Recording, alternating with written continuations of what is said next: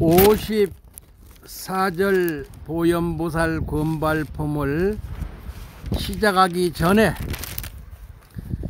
날씨도 화창하고 새도 많고 꽃도 많아서 히말라야 성산을 향해서 참불가 한 곡 듣고 법문 시작하겠습니다.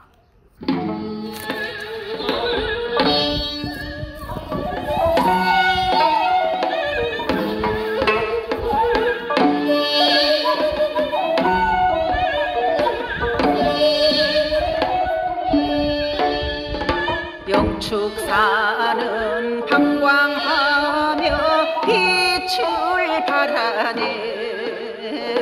불제자와 아라한들 술이 받고서 부처님께 감사하며 예를 올리니 아난과 라훌라도 수기 원하네. 감격하여 흐르기는 울음소리는 천상천하 가득하여 생기 넘치고 나의 제자 나는 성불하리라. 수기받아 미래 보니 기쁩니다.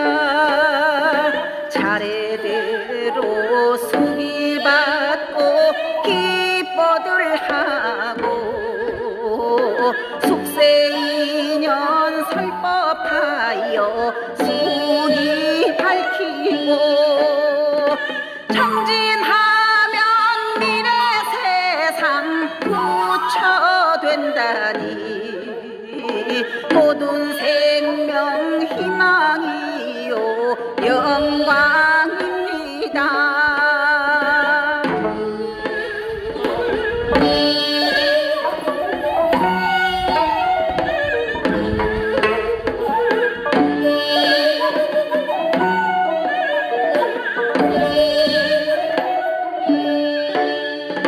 나의 아들 라훌라도 부처 되리라. 해자로서 탄생함도 숙세의 인연. 부처님의 법의 유산 물려받음도 수행정진 쉬지 않고 가까운 공덕. 수학무학 이천이는 어떠하느냐. 안한존자 즉석에서 대답하기를 중생구제 세상구원 이타행하는 총명하고 훌륭하온 사람입니다. 조용하신 음성으로 설법하시길 모두 다들 오는 세상 부처되리라. 가슴 조야 기다리던 이천 제자들 간호하며 춤을 추고 기뻐하도다.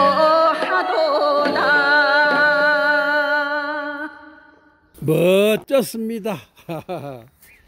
아이고, 수학무학 인기품 참불가를 보내드렸습니다. 도림스님은 가사장사 믿고 춤을 추고 찬탄했습니다. 이어서 54절 설법을 시작하겠습니다. 같이 한번 크게 읽겠습니다. 나도 또한 나의 신통력으로서 보현보살의 이름을 받들어 가지는 사람이 있으면 반드시 지켜주고 도와주리라. 이와 같이 설법을 하셨습니다. 개송 부분을 읽어보면은 보현보살 부처님법 수행하면서 법화경의 수행자를 옹호하여서 일체 장애 오지 않게 막아주시는 참된 법사 보호하고 크게 지키리. 절대 진리 실천하고 선행하면서 진심으로 모든 사람 기도해 주고 어려움과 힘든 자를 도와주는 일, 부처님의 칭찬받을 대작불사다. 좋네요.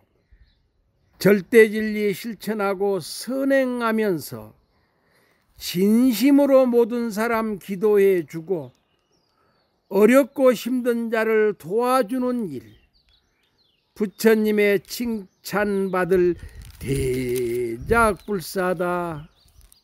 참 좋은 글입니다.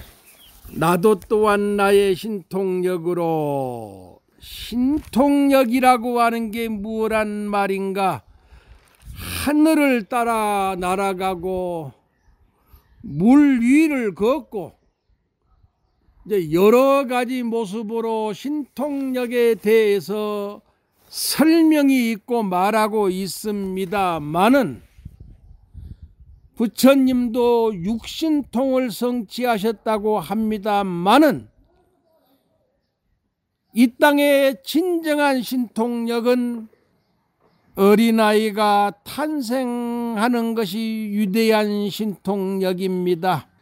만물이 새싹이 나고 성장해서 꽃이 피는 것이 진정한 신통력입니다. 세상을 살고 있는 우리들은 어떠한 환경과 처지에 끄달리지 아니하고 미혹과 번뇌를 없애겠다고 하는 노력이, 그것이 신통력입니다. 나는 법화경을 읽고 쓰는 노력으로 모든 탁한 욕심을 버리고 좋은 일에 베풀고 써야 되겠다. 자, 탁한 욕심은 버리고 좋은 욕심은 원력이라고 합니다. 원력. 나를 위해서만이 성공하고 소유하고 가지려고 하는 것은 욕심입니다. 그러나 내가 열심히 노력하고 벌어서 세상을 위해서 보시적선하고 이웃들을 위해서 보시적선하면서 선행을 해야 되겠다. 이것은 위대한 원력입니다. 이러한 욕심과 성냉과 어리석음을 없애고 원력으로, 엄청나게 큰 원력으로 자비를 실천하고 사랑을 베푸는 것을 신통력이다.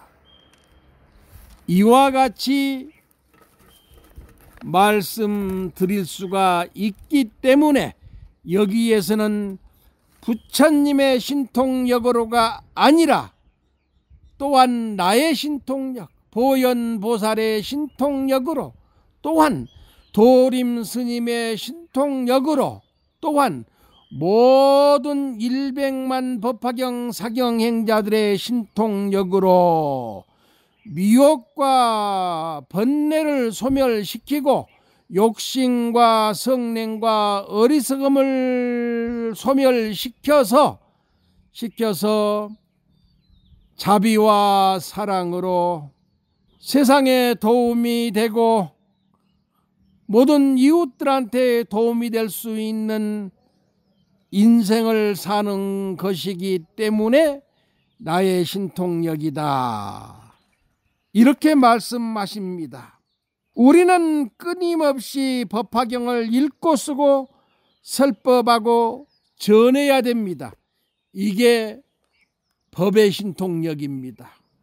누구든지 어떤 환경에서 어떤 처지에 있더라도 법화경을 읽고 쓰고 전법하는 사람은 병에서 소생하고 가난에서 소생하고 근심걱정 괴로움에서 소생하는 이와 같은 엄청난 일, 하늘의 신들도 하지 못하는 이런 엄청난 진리의 생명이 소생하는 일이 사경행자한테 일어나면서 미혹 중생이 깨달아서 성불하고 근심걱정 괴로움에서 헤어나지 못한 사람이 당당하게 벗어나서 성자의 삶을 살고 대승보살의 삶을 살기 때문에 법의 신통력은 참으로 위대하고 크다. 그 속에서 많은 사람들이 감동받습니다. 법화경 읽고 쓰는 속에서 감동받는다는 얘기입니다. 그리고 감화받습니다. 구슬 같은 참회의 눈분을 쏟으면서 깨끗한 용기를 얻고 희망을 얻습니다. 도림스님의 신통은 계속되는 기도입니다. 매일 아침 저녁으로 기도하고 봉사하고 헌신하는 것입니다. 저는 끝까지 인욕하겠습니다. 끝까지 참고 살겠습니다. 그러면서 인력하고 참는 자만이 자비를 쓸 수가 있습니다. 사랑을 쓸 수가 있습니다. 자비와 사랑을 아낌없이 평등하게 모두를 위해서 쓰겠습니다. 그리고 누구든지 높은 사람, 낮은 사람, 있는 사람, 없는 사람, 배운 사람, 못 배운 사람 가리지 않고 내가 만나는 모든 사람들은 즉시 존경하고 존중하고 찬탄하고 예배하고 공양하겠습니다. 지금이야 나쁜 사람이라고 손가락질을 받지만은, 세상에 비탄을 받지만은 그 사람도 양심이 있고 그 사람도 불성을 가지고 있기 때문에 우선 그 사람의 양심이 열리게 하기 위해서, 그 사람의 불성이 깨어나기 위해서 그걸 바라보면서 존경, 존중, 찬탄, 예배, 공양을 하겠다는 것입니다. 두 번째, 보현보살의 이름을 받들어 가지는, 보현보살의 이름을 받들어 가진다. 일구월심으로 보현보살의 이름을 부른다. 그런 뜻도 있겠지만 진정한 참뜻은 진실한 일을 하고자 하는 마음을 가지겠다는 것입니다. 보현보살은 실천제일의 보살입니다. 그래서 나도 보현보살의 이름을 받들어 가는 것은 보현보살처럼 자비를 실천하고 사랑을 실천하고 선행을 실천하는 그런 마음을 가지겠다 하는 원력입니다. 전법하고 자비를 실천하는 데 있어서 수달장자는 부처님 당시 때 전 재산을 승가에 내어 놓았습니다. 그곳이 지금 인도 땅 코살라 기원정사입니다. 기원정사에서 부처님은 22년 동안을 지내셨습니다. 거기서 가장 많은 금강경으로부터 시작해서 600부 반야경을 설하셨습니다. 기원정사에서 나라의 왕이 그걸 팔지 않으려고 하면서 조건으로 이 숲속을 황금 동전으로 다 깔 것 같으면은 내가 팔겠다. 불가능하기 때문에 그렇게 했던 건데, 실제로 수달장자는 있는 재산 다 팔아서 그 숲속을 다 황금으로 깔았단 얘기입니다. 그래서 유명한 급고독 장자라고 그럽니다. 어려운 사람을 돕는 장자다. 금강경의 첫 줄입니다. 여시야문 일시불 제4위국 기수국 고도원입니다. 기수국 고도원. 한 사람 한 장자의 기부와 보시와 적선이 부처님 도량을 만들었고 2600년 동안 진리의 등불이 꺼지지 않는 금강경과 600부 반야경과 많은 경을 설하는 도량이 되어서 지금까지도 그 예터가 남아있다는 얘기를 우리는 알아야 되겠습니다. 또한 바이살리에 세계 최고의 미인이 살고 있었습니다. 세계 최고의 미인. 이 한 사람을 놓고 지역에 있는 모든 왕들이 전쟁을 했습니다. 모든 부자 장자들이 전쟁을 했습니다. 결국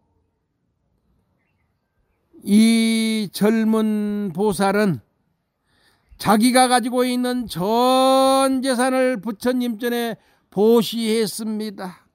지금 수달장자의 보시와 바이샬리 대림정사를 보시한 공덕에 대해서 말씀을 드렸고, 그래서 그 두 곳에서 팔만대장경의 중요한 경전들이 다 탄생했다고 하는 말씀과 화엄경을 통해서 법화경을 통해서 3000년 불교 역사 가운데 하늘의 별빛 같은 성자들이 탄생하시고 도인이 탄생하셨다고 하는 말씀까지 드렸습니다. 두 번째 줄에 보현보살의 이름을 받들어 가지는 이런 말씀을 하셨는데, 그 말씀 가운데 우리는 신라의 이차돈 성사를 한번 생각해 봐야 되겠습니다. 고구려의 소수리왕 2년 불교가 들어왔고 백제 땅에 불교가 들어왔는데도 늦게까지 신라에는 불교가 들어가지 못했습니다. 그때 이차돈이라고 하는 젊은 거사가 신심도 있었지만 어찌 불교를 알았는지 육부 촌장의 막강한 반대 때문에 법흥왕도 어찌할 수가 없었습니다. 왕을 찾아가서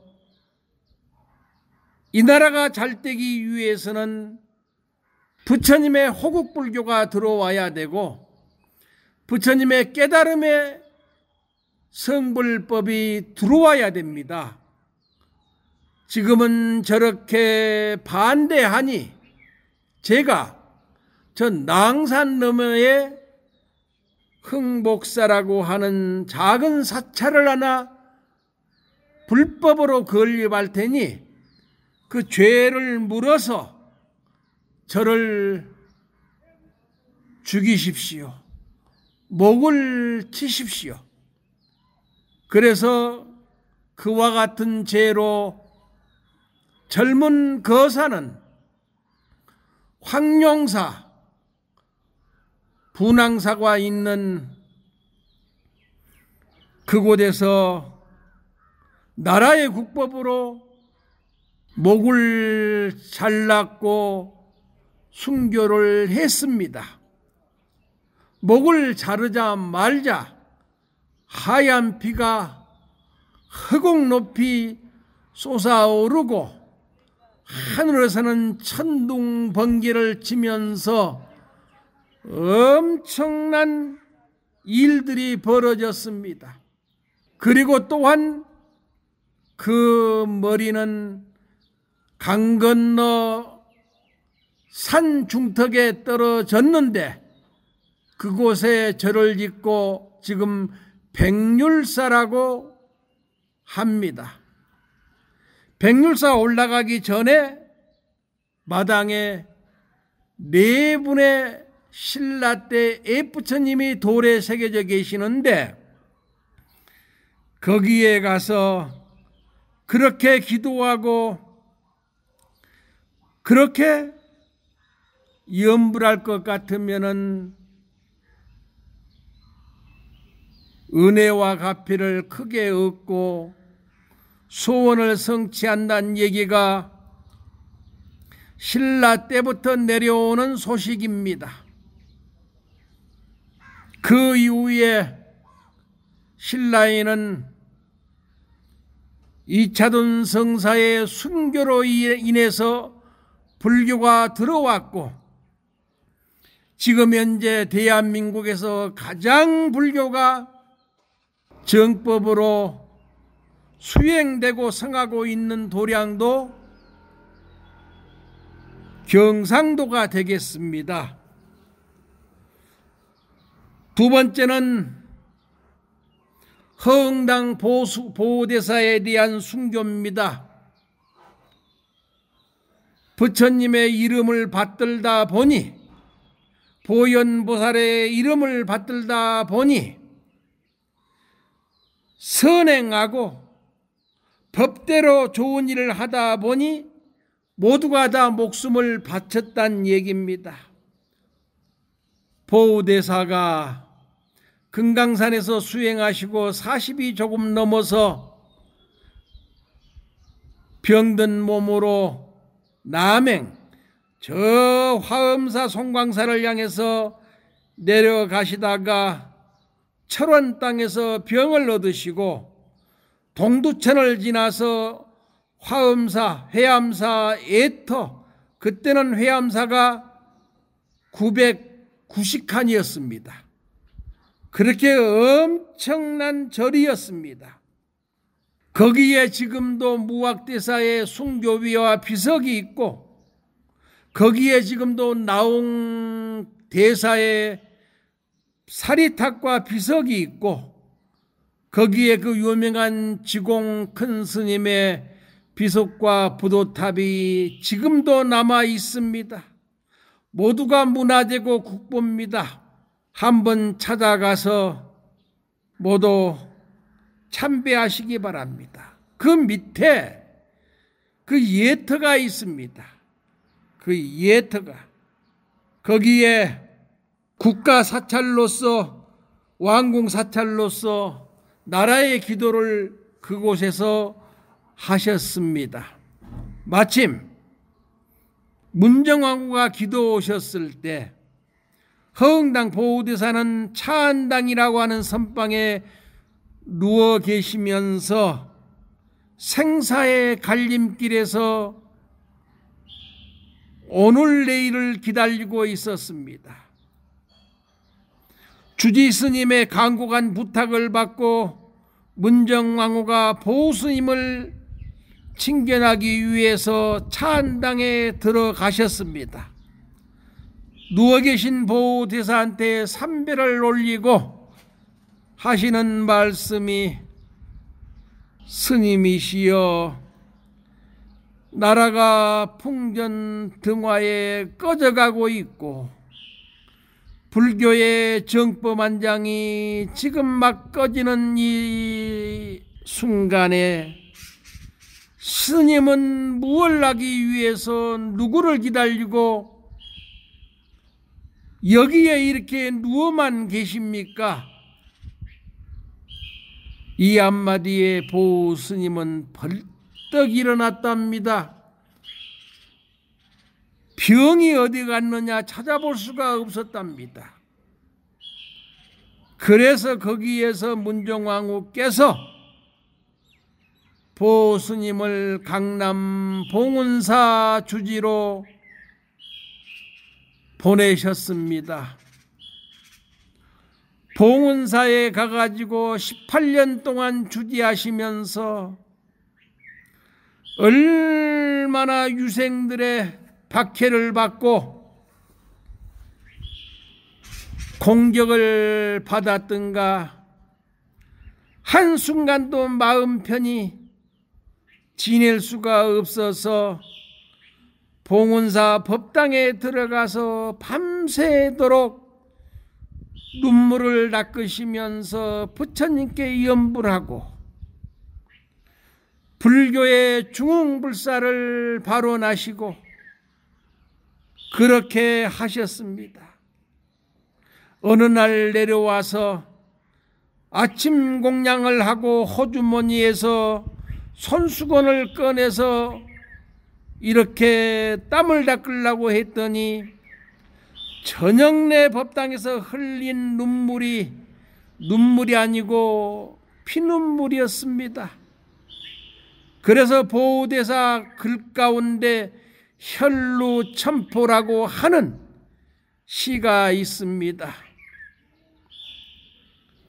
허응당 집이라고 한문으로 된 허응당 보호대사의 글을 도림 스님이 이종찬 동국대학교 박사님을 모시고 우리 한글로 잘 번역해서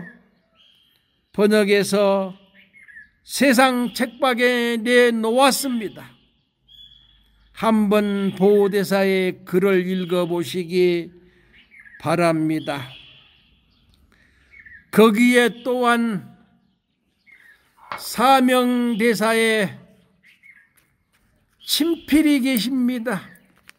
우리의 스승 허응당 보호대사시여, 어찌 작은 나라에 태어나서 그리도 많은 박해와 고통을 받으시고 결국은 18년 만에 제주도 조천 땅에 귀양 가셔서 몽둥이로 맞아서 살은 찢어지고 뼈는 깨지고 7일 만에 죽음을 당하시고 순교를 당하시고 그대로 모자라서 보스님의 시신을 우마차에다가 끈으로 묶어서 온 동네를 끌고 다니면서 허응보우의 죽음은 나라의 복이요 임금님의 복이라고 외치고 다녔답니다. 분명 명종 임금께서는 실록에 볼 것 같으면은 죽이지 말고 멀리 원행을 시키라고 했는데도 성균관의 유생들은 제주도에 도착하자마자 변협이라고 하는 제주도 도지사를 시켜서 가차없이 두들겨 패서 죽이고, 그것도 부족해서 시신을 온 동네에 끌고 다녔다고 하는 그런 아픈 역사를 되새겨 보면서 도림 스님은 많이 울었습니다. 지금도 울고 있습니다. 지금도. 어떻게 하면 이차돈 성사의 정법안장을 받아서 이 땅에 등불을 다시 켤 것인가? 어떻게 하면 보호대사의 정법안장을 다시 켜서 이 목숨 바쳐서라도 이 땅의 화엄법화 대성경전을 다시 한번 독송 소리가 울려 퍼지고 사경하는 모습이 가정가정마다 넘치도록 할 것인가? 정말로 힘듭니다. 그러나 반드시 하겠습니다. 세 번째, 환성지안대사는 영조 5년 때 종정 스님이시고 우리나라의 계율을 이어받으신 율사이십니다. 저 전라북도 김제 금산사에서 3일 동안 화엄대법회를 성황리에 하시다가 1,500명의 전국의 유수한 인재들이 모였는데 유생과 성균관 학자들이 불교 전보금모를 꾸몄다고 강진에 있는 호남 감옥에 가두어 두었다가 끝까지 결백을 주장하시니까 제주도 조천폭우로 귀향을 보냈습니다. 7월 초하룻날 도착하셨습니다. 도림 스님 생일날에 도착했습니다. 일주일 동안 몽둥이를 맞고 7월 칠성날 아침에 돌아가셨습니다. 순교하셨습니다. 아침에 순교하시고 나니까 하늘에서는 내성병력이 일어나고 바다에서는 해일이 일어나가지고 일주일 동안을 하늘도 울고 바다도 울고 땅도 울었다. 그 모습을 보고 그때 모든 사람들이 과연 성자의 입적이다, 이런 말을 했다고 하는 환성지안대사의 옛날 비석이 지금 부산 범어사에 보존되어 있다고 저는 알고 있습니다.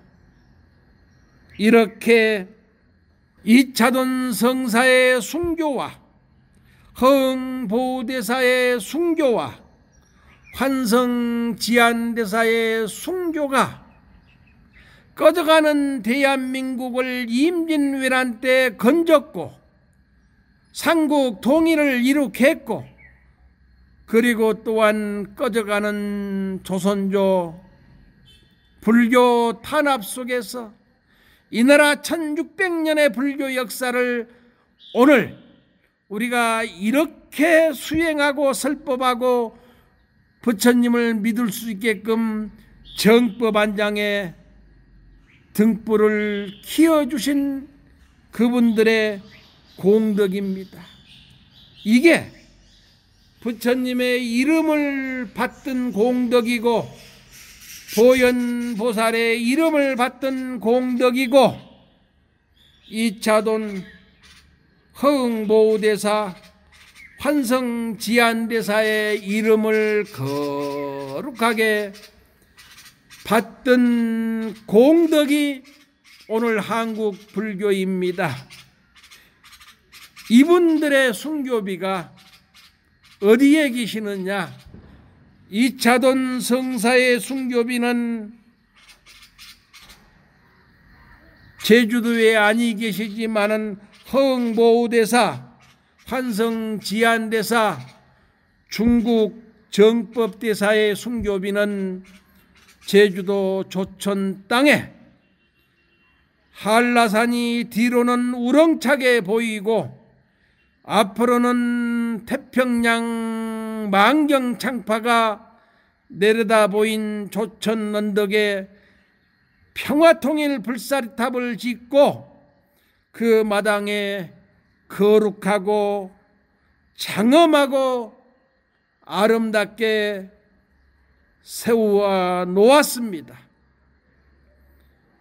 보우대사는 그 유명한 사명대사 글을 쓰신 이종익 박사가 쓰셨고, 환성지안대사는 일타 큰 스님께서 지으셨고, 중국의 정법보살은 도림 스님이 비문을 썼습니다. 대한민국의 비구, 비구니, 남자 신도, 여자 신도 모든 분들이 제주도에 구경을 가시든 여행을 가시든 제주 땅에 한 번 가시면은 평화통일 불사리탑을 참배하시고, 그리고 두 분 순교비, 세 분의 순교비를 참석하시고 한번 읽어봐 주십사 하는 부탁을 드립니다. 세 번째로, 사람이 있으면 지켜주고 도와주리라. 어떤 사람, 법화경 읽고 쓰고 전법하는 사람이 있으면 보현보살처럼 선행하고 자비를 베풀고, 그리고 또한 사랑을 실천하는 사람이 있으면 부처님께서 반드시 지켜주고 보호해 주겠다고 하신 말씀을 하신 것입니다. 비구, 비구니는 봉사한다는 뜻입니다.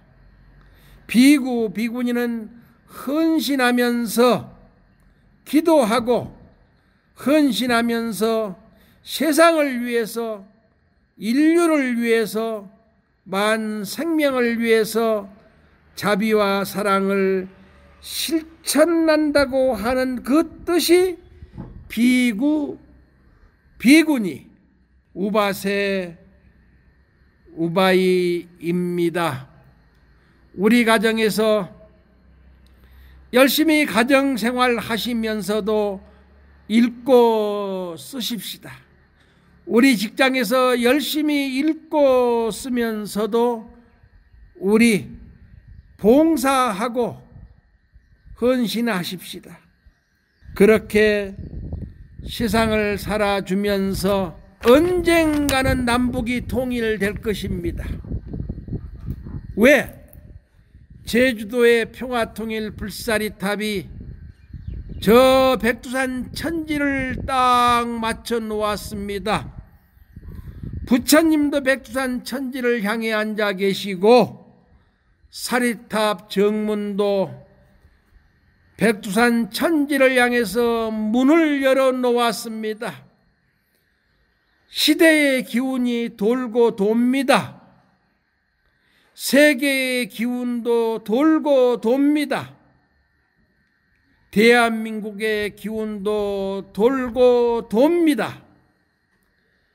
1000년 전에는 고구려 신라 백제, 고려 때까지는 1000년 불교 역사가 이 나라 역사를 만들었고 문화를 만들었고 정신을 창출시켰습니다. 이어서 조선조 500년은 유교 사상으로 이 나라가 살아왔습니다. 지금 미국의 보호를 받으면서 어쩔 수 없이 미국의 서양 종교라고 하는 기독교 천주교가 들어와서 한국을 송두리째 지금 먹어가고 있습니다. 어쩔 수가 없습니다.